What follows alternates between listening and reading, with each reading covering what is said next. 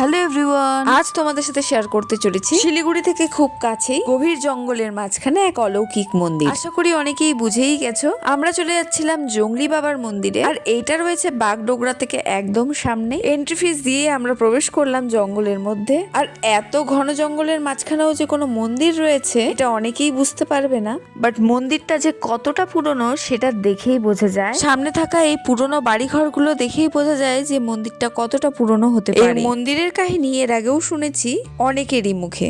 Finally আমরা মন্দিরে চলে আসি। আর তারপর যেহেতু আজকে ছিল শনিবার, তাই ধীরে ধীরে অনেক ভক্তেরই সমাগম হয় আর খুব সুন্দরভাবেই মহাদেবের দর্শন হয়ে যায়। তোমরা চাইলে খুব কম সময়ের মধ্যেই কিন্তু এই মন্দিরে আসতে পারো। আমি কিন্তু এই প্রথমবার আসলাম। মন্দির থেকে বেরিয়েই দেখি প্রসাদ খাওয়ানো হচ্ছে, এখানে চলে আসলাম প্রসাদ নিতে। আর এই ঠান্ডার দিনে গরম গরম খিচুড়ি পেয়ে আমার ভাই কতটা খুশি তোমরা দেখতেই পেলে। ভিডিও ভালো লাগলে অবশ্যই লাইক করে